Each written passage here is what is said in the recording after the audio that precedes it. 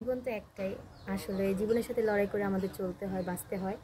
তো এতটুকুই বলবো যে বিশ্বাসযোগ্য যদি একজন মানুষ লাইফে থাকে তাহলে সারাটা লাইফ তাকে নিয়ে বাঁচা যায়, তাকে নিয়ে থাকে। এমন একজন জীবনসঙ্গী চাই যার হাতে হাত রেখে সারাটা জীবন কাটিয়ে দেয়। আসসালামু আলাইকুম। জীবনের গল্পে আপনাদের স্বাগতম জানাচ্ছি। ক্যামেরার সামনে দাঁড়িয়ে রয়েছে একজন আপু, ওনার জীবনের গল্প শুনবো। আসসালামু আলাইকুম। আসসালামু আলাইকুম ভাইয়া। ওয়ালাইকুম আসসালাম। আপু, আপনার নাম কি? সঞ্জিদা ভাইয়া। সঞ্জিদা দেশের বাড়ি কোথায়? ময়মনসিংহ, ঈশ্বরগঞ্জ। ময়মনসিংহ, ঈশ্বরগঞ্জ। বর্তমান বয়স কত আপনার সঞ্জিদা? 24। 24, 24 বছর। আর কি করছেন সঞ্জিদা? পড়াশোনা পাশে জব করতেছি। পড়াশোনা পাশে জব করছেন। পরিবারে কে কে আছেন?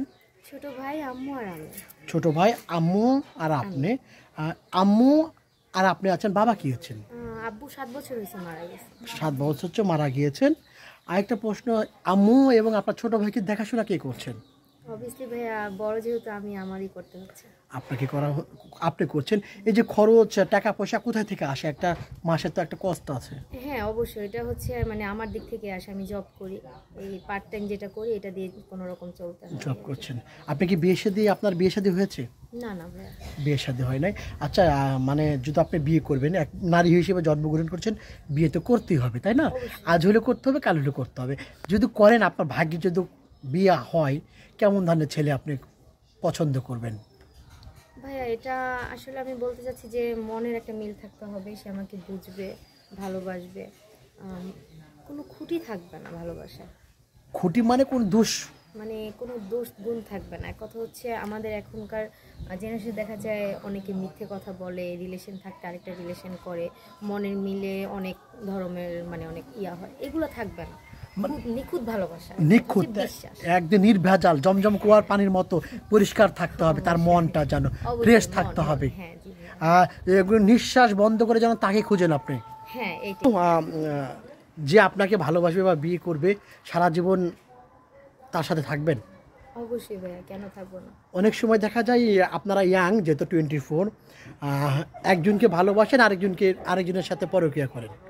ভাই এটা যদি এরকম কিছু হতো তাহলে হয়তো আমি প্রথম বলতাম না যে বিশ্বাসটা বড় কথা, বা ভালোবাসার মধ্যে বিশ্বাসটা থাকতে হবে। বিশ্বাস না থাকলে কিছু করা যাবে না। বিশ্বাস না থাকলে তারও বিশ্বাস করতে হবে, আমিও তাকে বিশ্বাস করবো, এরকম একটা আস্থা দুজনের প্রতি থাকতে হবে।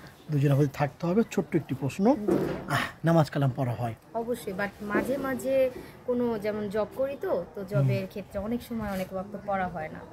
তে আরেকটা আপু, আমার ব্যক্তিগত মতামত, যদি আপনাকে কোনো ভাই বিয়ে করতে চায় বা বিয়ে করতে মানে করবে, তো বিয়ে তো এক সময় হবে, আপনার ভাই এবং আপনার আম্মুর দায়িত্ব কি ওনাকে নিতে হবে? আসলে ভাইয়া এইটা একান্ত মনে করি তার উপর ডিপেন্ড করে, কারণ সে লোকটা কেমন বা সে কি চায়। অনেক সময় হয় কি, ধরেন একজন আমাকে পছন্দ করলো, আমাকেই ভালোবাসলো, সে বললো না আমি তোমাকে ছাড়া কারো দায়িত্ব নিতে পারবো না, এটা একটা ব্যাপার। আবার অনেক সময় দেখা যায় যে না, তোমার মা আমার মা, যেহেতু আমিও তো তার মাকে শাশুড়ি হিসেবে, মা হিসেবে মেনে নিব, গ্রহণ করবেন। হ্যাঁ হ্যাঁ, তার ফ্যামিলি আমার ফ্যামিলি ভাবে আমি নিজের করে নিব। তো আমি মনে করি সে যদি যথেষ্ট পরিমাণ আমাকে ভালোবাসে বা আমার প্রতি তার দৃঢ় আস্থা থাকে, তাহলে অবশ্যই আমার মা আমার ভাইকে সেও ফ্যামিলি, তারও একটা ফ্যামিলি। আমার আরও প্রশ্ন আছে আপু, আপনার সাথে যোগাযোগ করবে কিভাবে? আপনাকে কোনো ভাই যদি বিয়ে করতে চায়, কারণ ভালো লাগতেই পারে, এই মুহূর্তে অনেক দর্শক দেখছেন যারা দেশ এবং দেশের বাইরে থেকে, আপনার মতো একজন সঞ্জিতা সুন্দরী একটা মেয়ের সাথে কথা বলতে চাইবে সবাই, কিভাবে যোগাযোগ করবে? সেক্ষেত্রে ভাই আমি বলবো, যদি আমার ফোন থাকতো তাহলে অবশ্যই আমি আমার নাম্বারটা আপনাদের দিয়ে দিতাম, যে নাম্বারটা আপনি দিয়ে দিবেন বা ওইভাবে যোগাযোগ করবেন। সেক্ষেত্রে আমি বলবো যে আপনার নাম্বারটা দেওয়া আমার মনে হয় ভালো হবে, কারণ বর্তমানে আমার ফোন নাই। আমি বেশ 20 থেকে 22 দিন এরকম হবে, আমার আম্মু ডায়াবেটিস ছিল, তো হাসপাতাল ভর্তি ছিল আম্মুর জন্য আমি আসলে ফোনটা সেল করে দিয়েছিলাম। আচ্ছা, প্রশ্ন হচ্ছে আপনার 24, কারণ হচ্ছে এখন এই বয়সের মেয়েদের ফোন থাকবে না, সেটা কোনো ভাই বিশ্বাস? এটা স্বাভাবিক, কেউ বিশ্বাস করবে না, বাট বিশ্বাস করতে হবে। ওই যে বিশ্বাসটা হচ্ছে বড় কথা, সব কিছুর মধ্যে তো বিশ্বাসটা থাকতে হবে। এখন আমি মিথ্যে কথা বলে তো কোনো লাভ নেই। আসলে ফোন আমার থাকলে অবশ্যই আমি বলতাম, আর আমার ফোনটা আসলে আমি বিক্রি করি, আম্মুকে জিজ্ঞাসা করছি। প্রিয় দর্শক, ওনার নাম সঞ্জিতা, ওনার বয়স 24, বাড়ি ঈশ্বরগঞ্জ, ময়মনসিংহে। যে ওনার সাথে যদি যোগাযোগ করতে চান বা কথা বলতে চান, কিংবা আপনার জীবনের গল্প শেয়ার করতে চান আমাদের সাথে, আমাদের ফোন নাম্বার দেখা যাচ্ছে, সেই নাম্বারটি আমাদের ইউটিউব চ্যানেল কর্তৃপক্ষ, অর্থ হচ্ছে আমরা ফোন রিসিভ করব। আপনি যদি ফোন কল করেন আমরা রিসিভ করব, সঞ্জিতা ফোন রিসিভ করবে না। সঞ্জিতার নাম্বার নয়। ইমো আছে, হোয়াটসঅ্যাপ আছে, আপনি সঞ্জিতার একটা স্ক্রিনশট মেরে ভয়েস করে পাঠিয়ে দেবেন ইমোতে বা হোয়াটসঅ্যাপে, আমরা যোগাযোগ করব। সঞ্জিতা, আরও একটা প্রশ্ন আছে আমার, যদি বিয়ে করার পরে আপনাকে দেশে গ্রামে রেখে দিয়েছে, ওই সময় বাইরে চলে গিয়েছে, ওনার সাথে বাইরে যাবেন, ওই যে জিদ ধরবেন নাকি গ্রামেই থাকবেন, ওনার বাবা মার সেবা করবেন? আসলে ভাইয়া এটা বিয়ের পর বোঝা যাবে একটা ব্যাপার। তারপর যদি আপনি জানতে চাচ্ছেন, আমি ওই ক্ষেত্রে এতটুকু বলতে পারি যে বিয়ে করার পর কিন্তু আমাদের আসল ঠিকানা যেটা বলে সেটা হচ্ছে শ্বশুরবাড়ি। রাইট।